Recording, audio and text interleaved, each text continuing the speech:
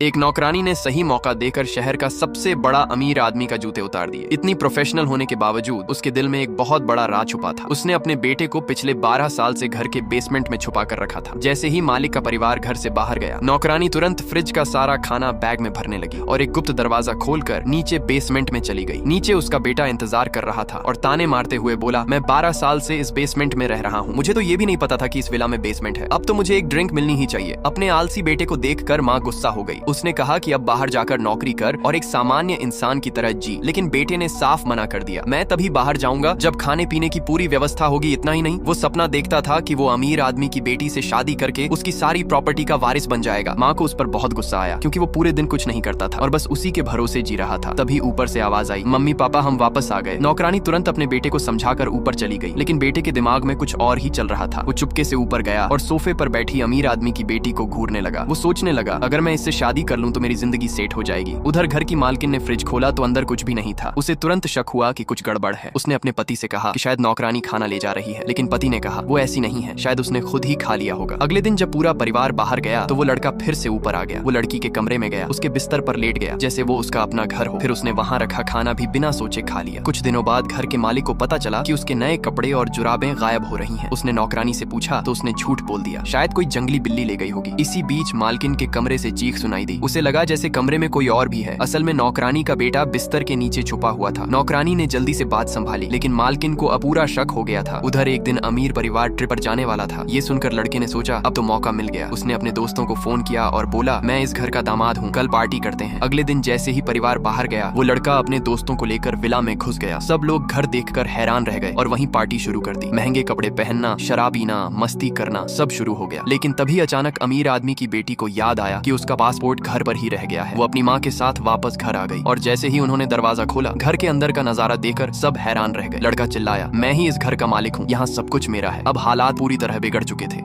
इस फोटो के लिए लाइक, सब्सक्राइब